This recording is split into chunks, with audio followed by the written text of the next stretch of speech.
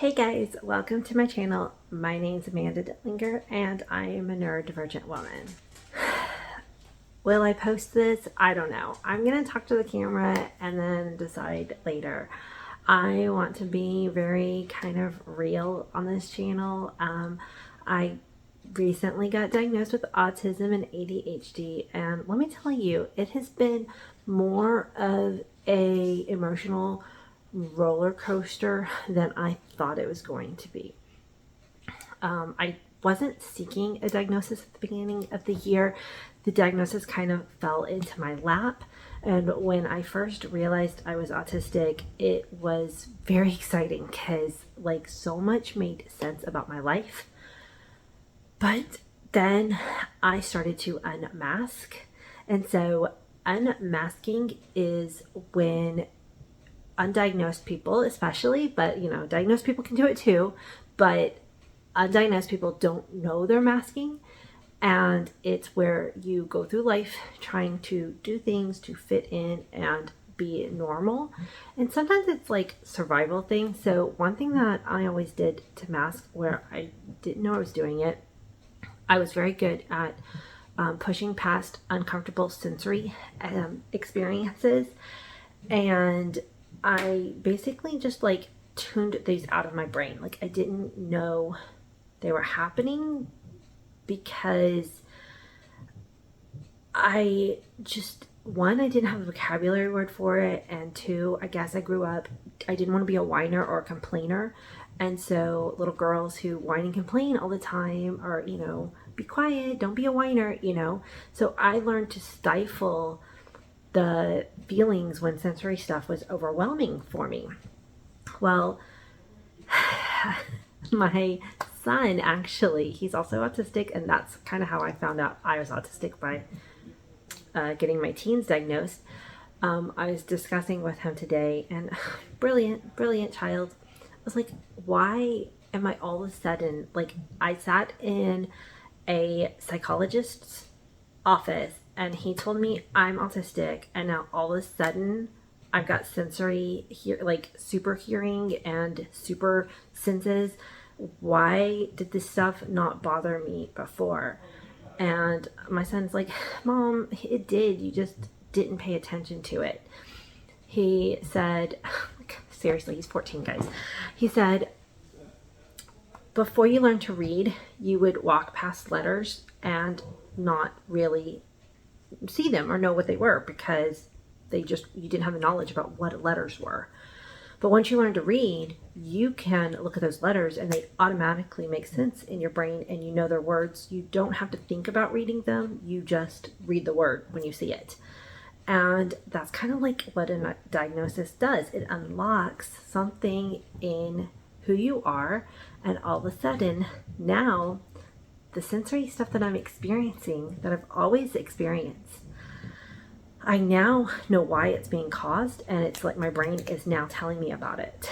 And today I woke up and it's just been, I don't know why, but today I have been having sensory overload with everything.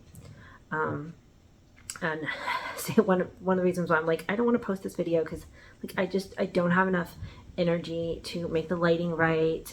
I actually don't look that bad. Yay! But like I just threw my hair up in a messy bun. I actually did sit at my vanity this morning and put on some makeup, just trying to like find some normalcy in my day, but today's been just completely off kilter. These earrings have been bothering me all day, but I haven't wanted to take them out because I'm meeting a friend for dinner, and like part of me wants to cancel because I'm so tired, but I haven't seen this friend in a while and I do want to go. So I'm gonna go, but it's gonna be difficult. But she gave me these earrings several years ago and I lost them. Well, I found them this morning and I really want to wear them to dinner. And I know that if I took them off today, I would forget. So I've been wearing them and letting them bug me all day. On a normal day, they wouldn't bother me. I do like wearing earrings, but today everything is bothering me sensory-wise. I'm freezing but bulky sweaters make me uncomfortable. I found this is like one of my most comfortable ones, but even still, I feel very claustrophobic in it today. But without it, I am really cold.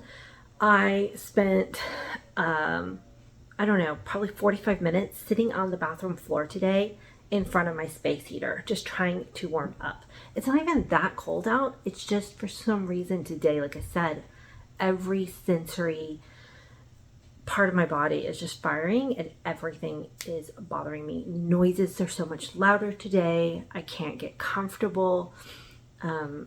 Like I said, all my clothes are itching, tight, scratchy. My shoes don't fit right. It's just like, it's hard. And I'm glad every day isn't like this for me, but today is definitely one. And it makes it hard to get anything done. It's hard to do the normal things that I would normally do as a mom. I did take my kid to OT this afternoon, and that just wiped me out. Like, I knew I needed to do it, but it just took a lot of even just mental energy to get that done today. And before my diagnosis, I was always known as that person who just pushed through. Like, anytime I had days like this, it was just like, oh my gosh, the weekend's coming up, just do the things. But now that I have more language around what I'm experiencing, it's like I can't just shut it off and turn it off. It's all just coming at me. And maybe this is part of the ride, part of the process. I'm, seeing a therapist. Maybe a part of it's about accommodations. Like, I really should have taken off the earrings because they were bothering me. I should not be wearing a ring.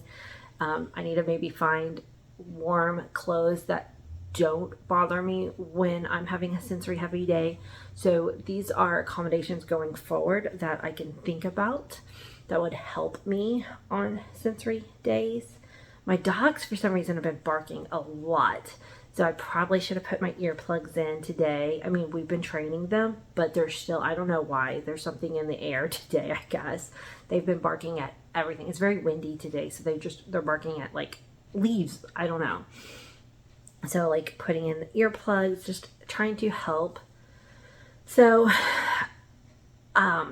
one of the reasons why I did decide to go ahead and just turn on this camera, I want to capture good days and bad days. And today has not been a good day. I'm very, very tired. But it's real. And I know a lot of people are going through this phase where, why do I feel more autistic after a diagnosis? Like, it doesn't make any sense, but it really does. It is part of the process. We are now more aware of ourselves than we were before we got a diagnosis. And so we have to be kind and explain this to the people in our lives, because it's also confusing for them too. Because we are now, at least me, I'm speaking for myself. I'm an autistic person. This is my personal experience. I'm not a medical channel. I've said that before. I'm just sharing what I'm going through because I feel like hopefully it will relate to other people who might be going through the same thing, and other family members who have autistic people who've gotten late diagnosis. And it's like, why are you acting different? We've always been autistic. We've just tuned out a lot of this stuff, and now it's like the glasses have been put on and you can't unsee, something that you can't unlearn it, it's there. And in ways, it's awesome and beautiful. And I love knowing that my brain is wired differently, and it's not that I'm just a weirdo, but I belong to a really awesome community of other autistic people. But there's a learning process of finding these accommodations so that days like this won't be so hard in the future. And maybe some days are just going to be harder. Anyway, I am going to go ahead and get ready. And luckily it's at a small little quiet place for dinner tonight, and just one person that I'm really close with, so I feel fine if I'm, you know, not quite my old self, because I'm now my new self. I'm my new autistic person. Anyway, thank you for watching this video and supporting the channel. And again, I'm sorry for the lighting, but I just wanted to go ahead and throw this up because I'm hoping, you know, it'll make a difference, because it can feel very isolating to have these big feelings and not quite understand them. So, yeah. All right. I'll see you on the next one. Bye, guys.